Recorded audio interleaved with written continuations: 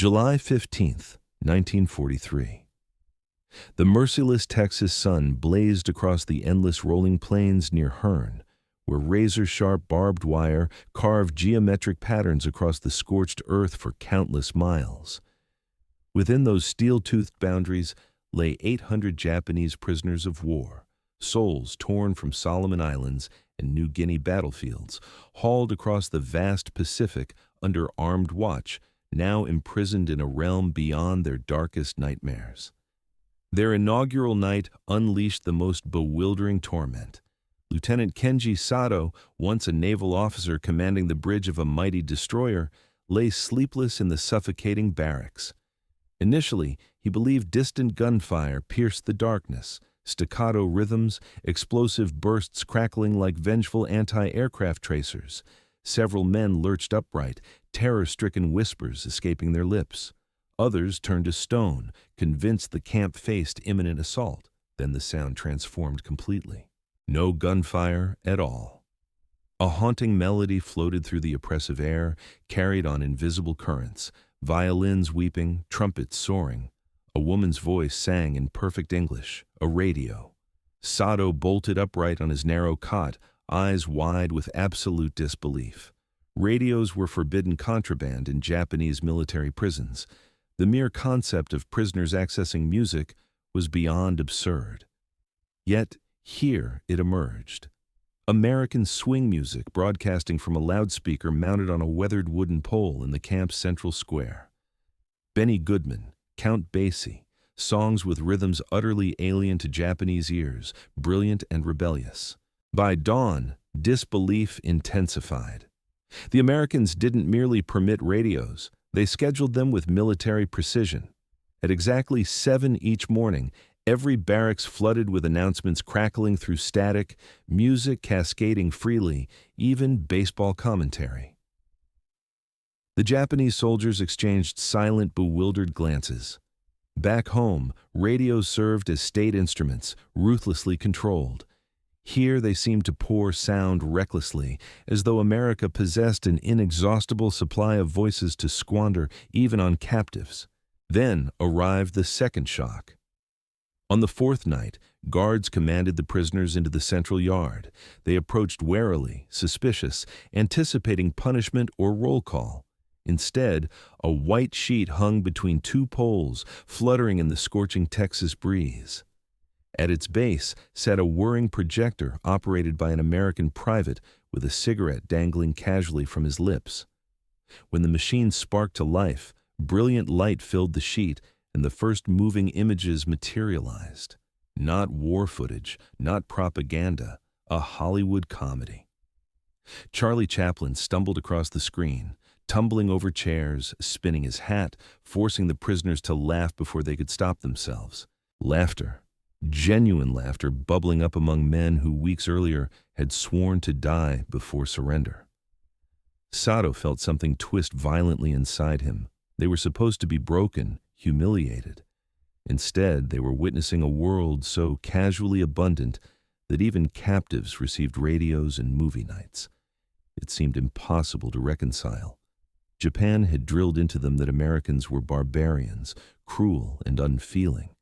Yet, here were their enemies, bestowing upon prisoners luxuries Japanese soldiers on the front lines could only dream of. The whispers spread through the barracks that night like wildfire. America has so much it can waste comfort on its prisoners. What chance do we have against a nation like this?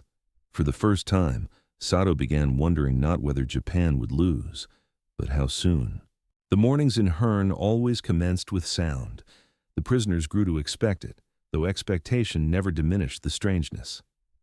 At precisely 7, a burst of static ripped through the loudspeakers, followed by a cheerful American voice announcing the weather in perfect English. For Lieutenant Kenji Sato, it was nearly unbearable in its casualness. Sunny skies, highs in the 90s, chance of thunderstorms by late afternoon. And now, the announcer's voice tilted upward, brimming with effortless ease, as though nothing in the world deserved worry. The Glenn Miller Orchestra. Then the brass swept in, smooth and confident, echoing through the wooden barracks where men sat upright on their cots, silent, disoriented. To some prisoners, the sound violated everything sacred, noise they couldn't decipher. But others, especially younger conscripts, found themselves tapping feet unconsciously. Sato despised that. The very act of enjoying enemy music felt like treason. Yet what unsettled him more was the sheer abundance it implied. Radios were precious in Japan, rationed, censored, their content dictated. Here, America spilled music like water, even to captives, especially to captives. The guards didn't seem to notice the effect. They strolled the perimeter with rifles slung casually, humming along to the tunes. To them, it wasn't psychological warfare. It was simply normal. That was what gnawed at Sato, what the Americans considered background noise. The prisoners considered a revelation. By the second week, the real conversations began. In whispers under blankets at night, men asked questions that felt dangerous. How could a country afford to waste gasoline for trucks that delivered movies to camps? How could it broadcast music across a continent without choking under shortages? Most disturbing of all, what if the stories they had been told, that America was weak, decadent, on the verge of collapse, were lies? The movies only deepened the wound. Twice a week, the prisoners were marched into the yard after dusk where the projector rattled to life and images splashed across the sheet. For many of them, it was the first time seeing cinema not produced by the Japanese government. Charlie Chaplin was the first shock. Sato remembered the helpless laughter of hardened soldiers, men who had faced death at Guadalcanal in New Guinea, doubled over at a man tripping on his own shoes. Laughter felt dangerous, as though it chipped away at the armor of pride. But it came anyway, rolling through the crowd until even Sato felt his lips twitch against his will. Then came the westerns. Cowboys on horseback, pistols flashing, landscapes so vast they looked like entire kingdoms compared to the crowded islands of Japan. The Japanese soldiers watched with awe. How could any nation with land like this ever be starved into submission? On another night, a prisoner who had studied English before the war whispered translations during a romantic comedy. For the first time in years, soldiers who had sworn to die for honor were watching two strangers fall in love. Not for duty, not for empire, but for something frivolous, human, and free. It rattled them. Sato could see it in their faces. These weren't the monsters their commanders had described. These were people who valued joy enough to share it with enemies. Food became the final blow. Meals were monotonous but plentiful. Bread, potatoes, sometimes even meat. To men who had lived on handfuls of rice and dried fish at the front, the very idea of eating until full felt like blasphemy. One private wept quietly over a slice of white bread, muttering that his family back home hadn't tasted wheat in years. Sato tried to maintain discipline, to remind the men that this was humiliation disguised as kindness. But the truth was harder to ignore each day. While their comrades in the Pacific starved, the prisoners were gaining weight. Their skin grew less hollow. They were healthier in captivity than they had been in service to the emperor. The irony was unbearable. One evening after a Chaplin reel ended and the projector clicked silent, Sato sat with Sergeant Nakamura, a veteran of China and Guadalcanal. Nakamura had been a pillar of resolve, always reminding others that surrender was worse than death. But tonight, his face was pale, eyes fixed on the empty sheet. "Lieutenant," Nakamura whispered, "do you think our country lied to us?"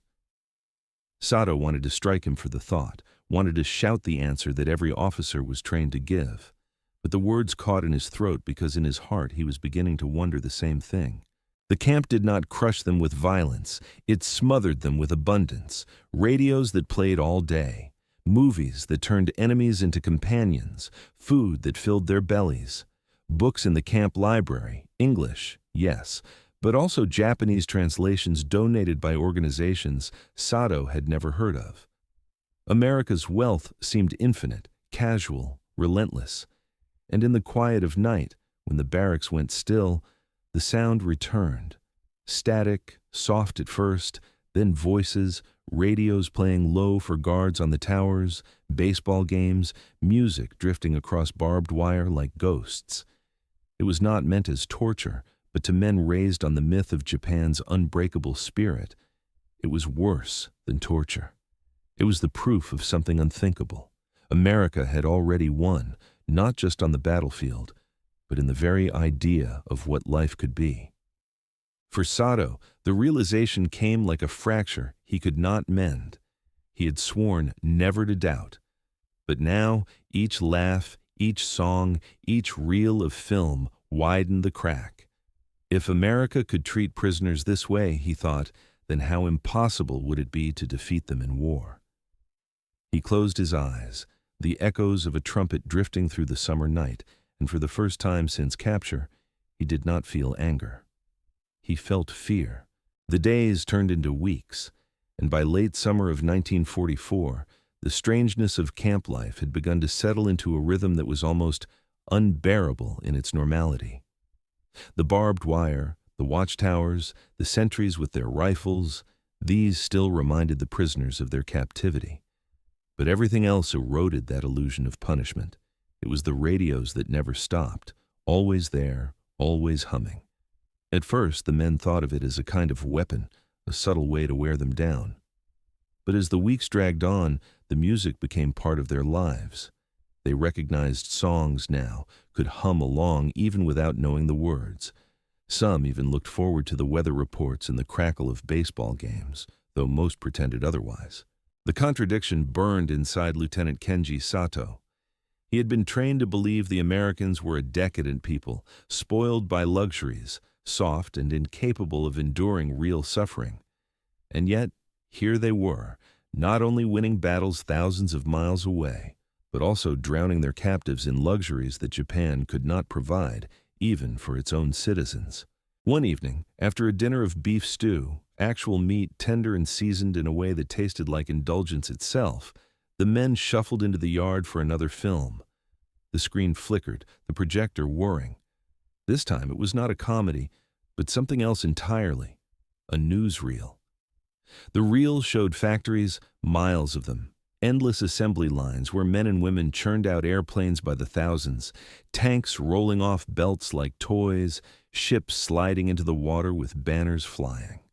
The music was triumphant, brassy, and the narration, though in English, carried the unmistakable tone of pride.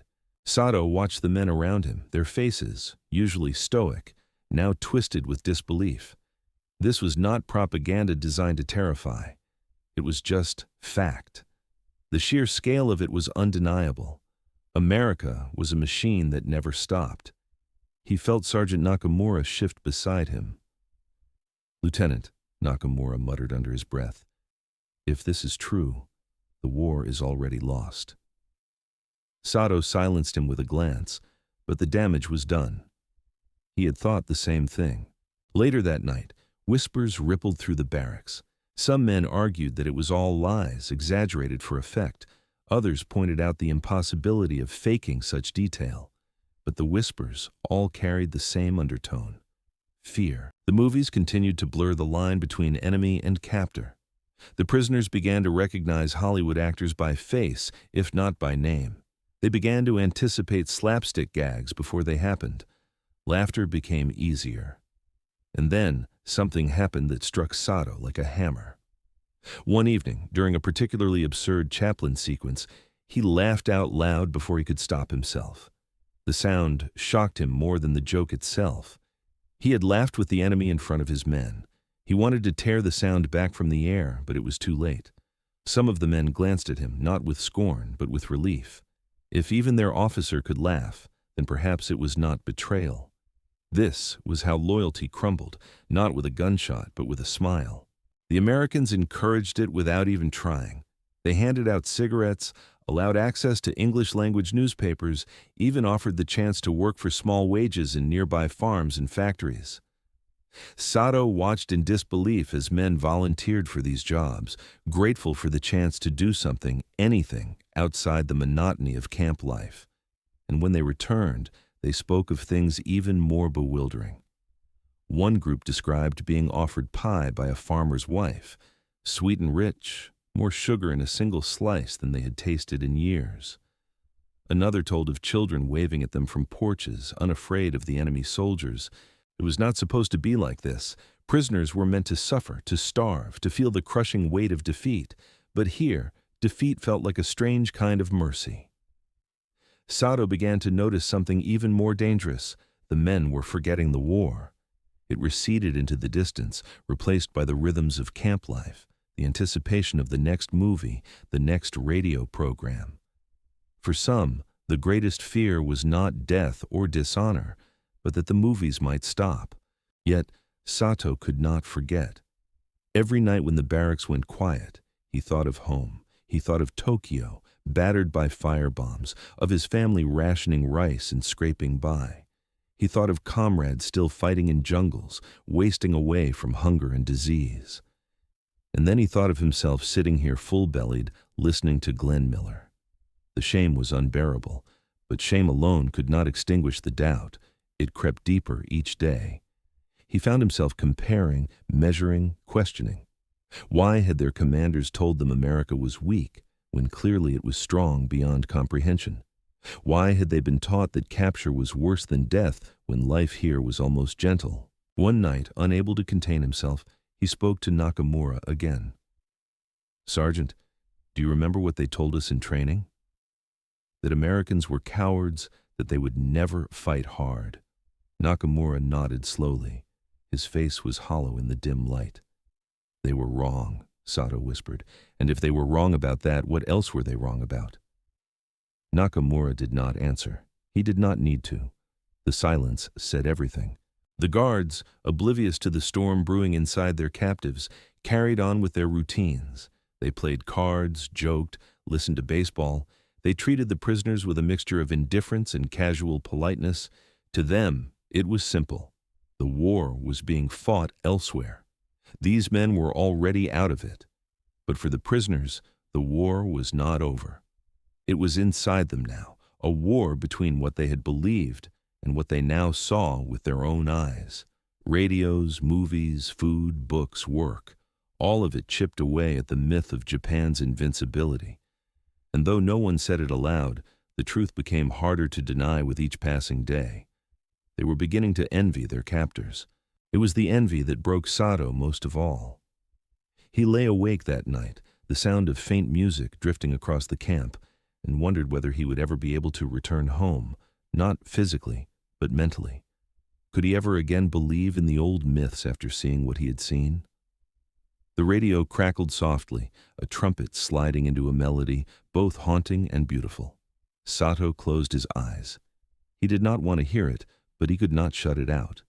And so the sound lingered, pulling him deeper into a world he no longer understood. The first cracks inside the camp began to show in whispers, whispers that a man had bowed too low when thanking an American guard for an extra ration of bread, whispers that another prisoner had smiled too freely during a chaplain reel, whispers that someone had hummed along to Glenn Miller's Moonlight Serenade when he thought no one else was listening. Whispers in Japanese carried more weight than shouts, and soon those whispers began to divide the camp more than barbed wire ever could.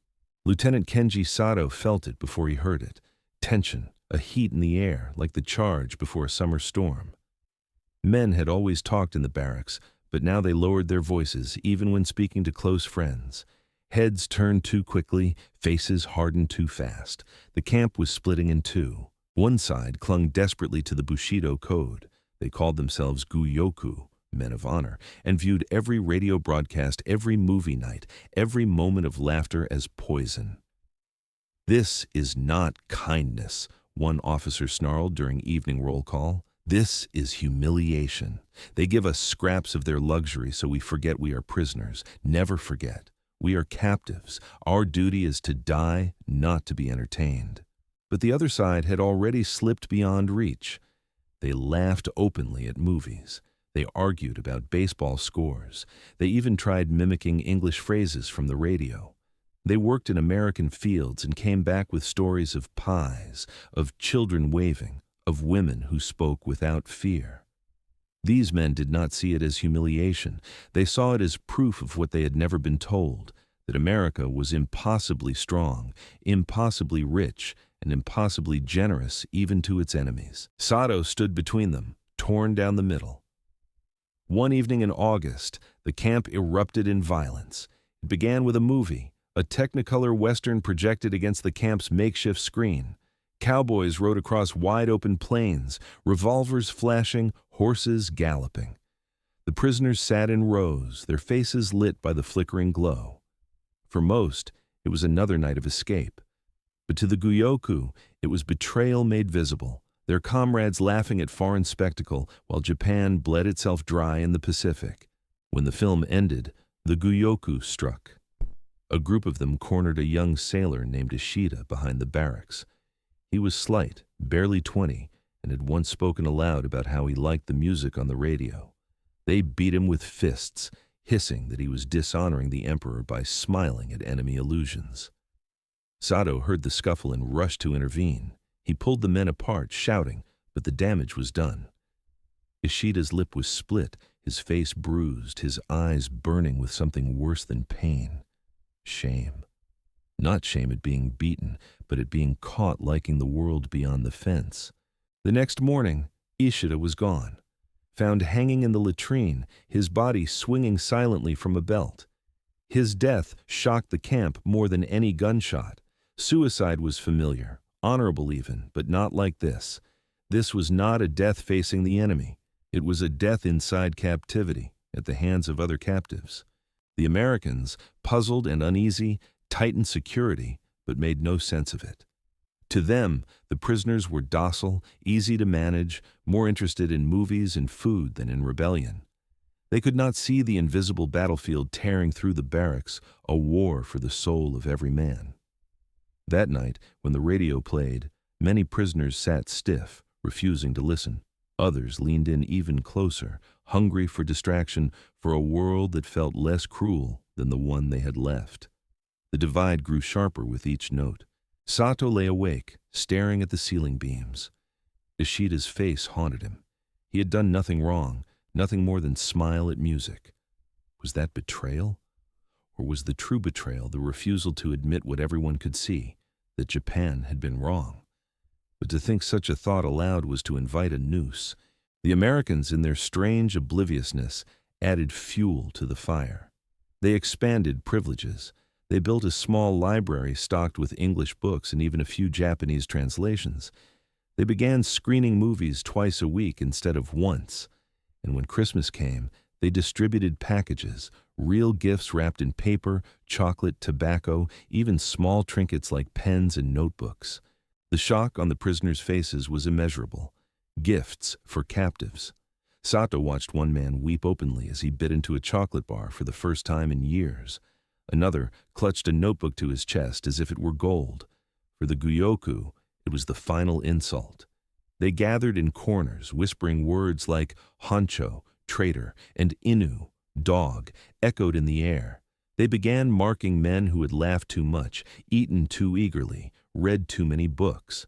They swore that when Japan won, those men would face judgment. But Japan was not winning. Rumors filtered in from new arrivals. Saipan had fallen. The Marianas were gone. Tokyo was burning. Every report stripped away another layer of certainty. The whispers that had once condemned laughter now sounded hollow in the face of undeniable defeat. Still, the Guyoku clung harder. If America had abundance, they said, it was because they were materialistic and soulless. Japan had spirit, and spirit would endure. They ignored the gnawing truth. Spirit could not stop 1,000 bombers, nor feed a starving family in Tokyo.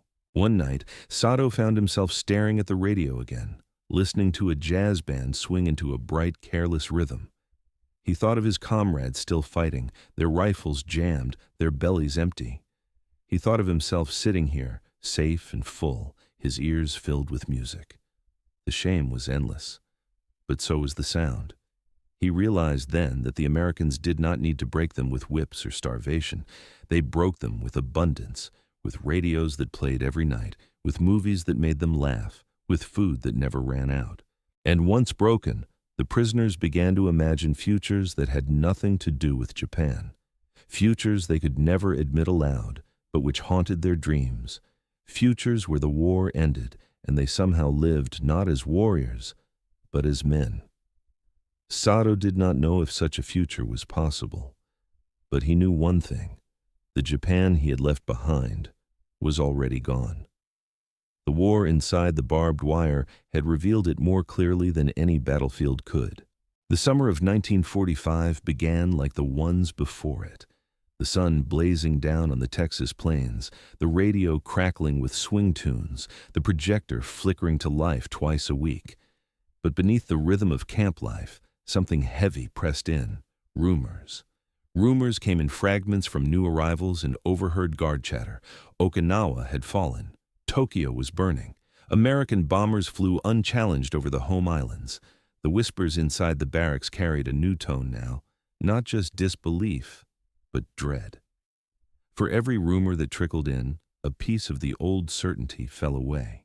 Lieutenant Kenji Sato found himself walking a razor's edge. He had built his life on duty, on the conviction that Japan could never lose. But the radios inside the camp told another story. They no longer played only music. News bulletins cut in, sometimes even read aloud in Japanese by bilingual announcers. And though the Gyoku scoffed, Sato could hear the cracks in their voices. On August 7th, the camp woke to a rumor too impossible to accept. Hiroshima destroyed in a single bomb. The prisoners scoffed, argued, accused the Americans of fabricating stories. How could a single weapon erase an entire city? It was madness, lies, impossible. But then came Nagasaki. When the news arrived, silence fell over the camp. Even the most fanatical men had no words. The idea of defeat had lingered like a shadow for months. But this was something else. Annihilation on a scale no one could comprehend. That night, the Americans did something strange. Instead of a comedy or a western, they showed a newsreel. The prisoners sat in rows, the screen flickering, and saw images of their homeland reduced to ash. They saw rubble where once there had been streets, firestorms consuming neighborhoods, women and children wandering like ghosts. Some men turned their heads away, unable to watch. Others wept openly, shoulders shaking in the glow of the projector. A few hardened their jaws, insisting it was staged, but no one truly believed that anymore. Sato sat perfectly still. His face was stone. But inside, something broke beyond repair. He had expected to die for the emperor. Instead, he was watching the emperor's cities burn, powerless and safe in the hands of his enemy. He had thought capture was the ultimate humiliation, but now he realized there was a worse fate: survival without purpose. The next morning, it was official. The radio carried the announcement: Japan had surrendered. The camp froze. Men looked at each other in disbelief. Some sank to their knees. Others shouted, refusing to accept it. A handful collapsed in sobs. The world they had built their lives on, the world of honor, of sacrifice, of certain victory, had evaporated with a few words carried across a crackling loudspeaker. For days, the camp was restless. Some men plotted suicide, determined to cling to Bushido even in the face of surrender. Others wandered aimlessly, muttering about family, about what awaited them in a homeland they no longer recognized. The Americans kept the fences locked but offered no cruelty, no mockery. They simply carried on as if the prisoners were now just men, not enemies. One evening, Sato found himself in the yard as the projector hummed to life again. A movie began to play, but this time, hardly anyone watched. The prisoners sat in silence, staring at the images without seeing them. What was the point of laughter now? And yet halfway through, a single chuckle escaped from somewhere in the crowd. Then another, and slowly, impossibly, the sound of laughter rose again, not forced, not nervous, but real. For a few moments the war receded, and men who had sworn never to smile in defeat laughed together at Chaplin stumbling across the screen. Sato did not laugh, but he listened. He listened to the sound of his comrades, once warriors, now broken men, finding something human in the ruins. He realized then that radios and movie nights had not just been distractions. They had been glimpses of a world beyond death and duty, glimpses of a life his commanders had never allowed him to imagine. When he returned to Japan months later, stepping off the ship into a homeland flattened and starving, he carried that sound with him. The memory of music drifting over barbed wire, the flicker of Chaplin's cane on a sheet, the echo of laughter where there should have been only despair. It was unbearable, it was shameful, and yet it was also undeniable. America had defeated Japan not only with bombs and machines, but with abundance, with radios that sang in the night, with movies that made prisoners forget their chains, with the quiet, terrible mercy of showing captives a better life than the one they had fought to defend. Sato never forgot. None of them did. And that was how, long after the guns fell silent, the war lingered on, not in battles, but in memory.